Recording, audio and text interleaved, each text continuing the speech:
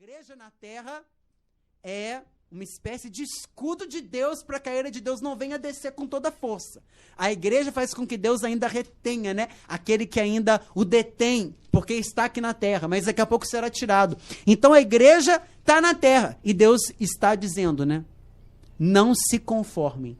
Tem muita gente que é assim. Não, Deus vai julgar a terra, Deus vai condenar esses ímpios, eu estou em paz com Deus, vou ser arrebatado, vou ficar de braço cruzado, não tem por que evangelizar, não. Eu já sou um salvo, já sou um eleito, está tudo bem. Não pode ser esse o nosso posicionamento. Não pode ser essa visão egocêntrica de eu estou salvo, eu estou dentro da arca, quem está de fora?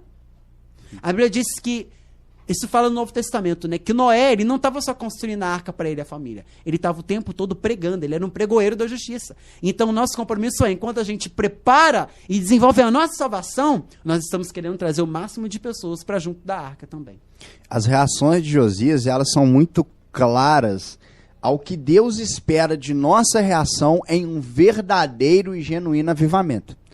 Aqui você tem um primeiro momento em que ele encontra com a lei, e quando ele encontra com a lei, ele fica, vamos dizer, super para baixo. Ele chega ao ponto de rasgar a roupa, rasgar as suas vestes. Ele entra num estado de desespero. Ele entra num estado de quebrantamento que leva ele a ter uma sensação de, meu Deus, agora acabou, não tem mais jeito para mim. Não tem mais jeito para a nação de Israel. Ele entra num estado de desespero consigo mesmo, em que ele se sente condenado e sem esperança, sem expectativa de que, nosso Deus, pecamos e agora o castigo de Deus está sobre nós. Porém, entra a mensagem, a palavra profética, e a palavra profética foi, sim, o castigo virá, mas por causa da tua humilhação, para ti, para o seu tempo, para a sua geração, haverá esperança. E nesse momento vem uma segunda atitude de Josias, que agora ele já não mais se despedaça e se quebranta, agora ele já não está mais no chão. Agora é o momento em que Josias ele vai se levantar e vai se colocar de pé. E vai subir para onde? No versículo 2 do capítulo 23 de 2 Reis. E o rei subiu à casa do Senhor. E no versículo 3, o que ele faz? Se coloca de pé junto à coluna e fez um concerto perante o Senhor. Então a primeira coisa, o Misael citou muito aqui a questão dele não ter sido egoísta.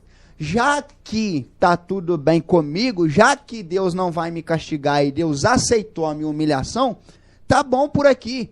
Já comecei a destruir os ídolos, já fiz reforma, o templo tá bonito, mas não.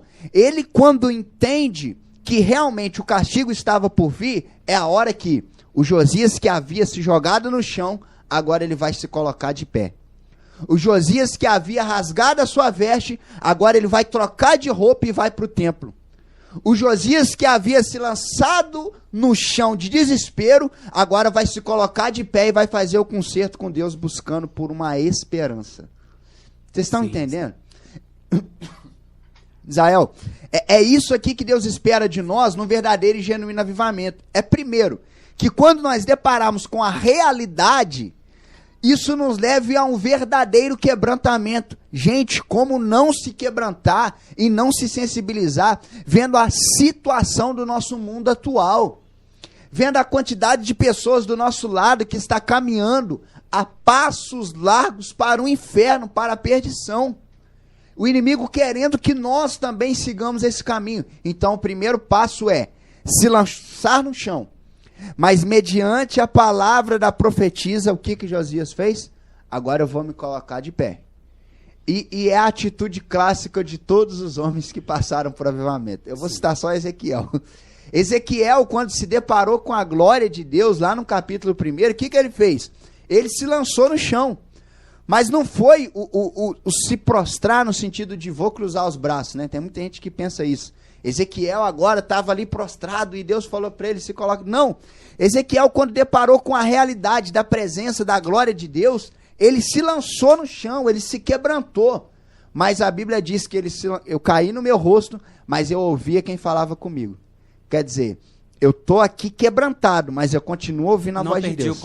Não perdi o contato. Então, Ezequiel não estava desconectado do céu, não.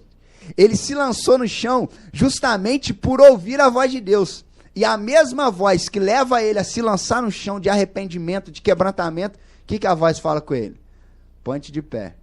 Que agora eu vou falar com você uma palavra diferente. Então a mesma voz que faz ele se lançar é a voz que faz ele se colocar de pé. Gente, outra coisa. Como reagir diante das sentenças de Deus?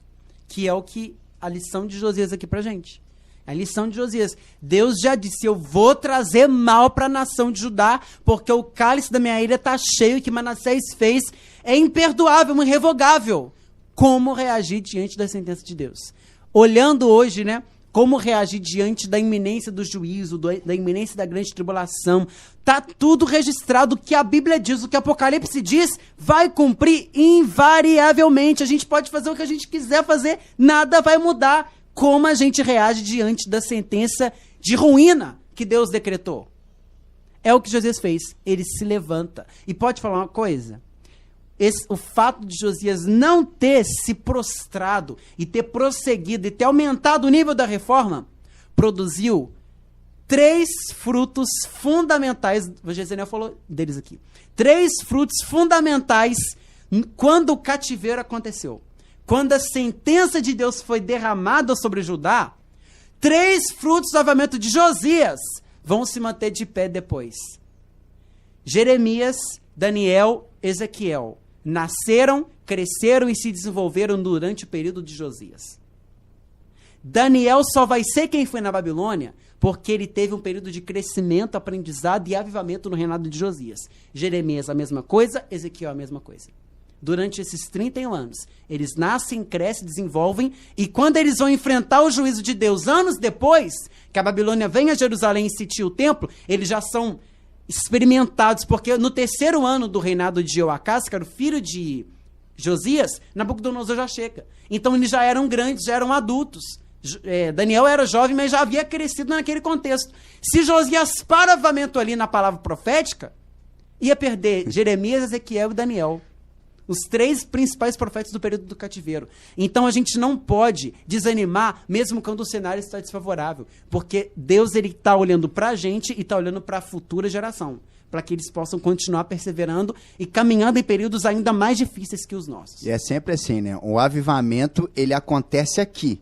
Mas os resultados deles avançam gerações, né? Sim. E vão ser sentidos por gerações futuras e futuras. Eu tenho certeza que Evan Roberts, William Seymour, não imagina que hoje tem um grupo de crente pentecostal aqui em Juiz de Fora, aí onde você está nos ouvindo, sim. E que somos frutos desse avivamento que começou lá no início do século XX. Então, não desanimemos, Misael, porque com certeza, ainda que nós não vejamos com os nossos olhos, o fruto do avivamento que Deus nos usar vai avançar e ultrapassar muitas gerações. Quem nasce no fogo em Jerusalém não morre na geleira da Babilônia. Eita!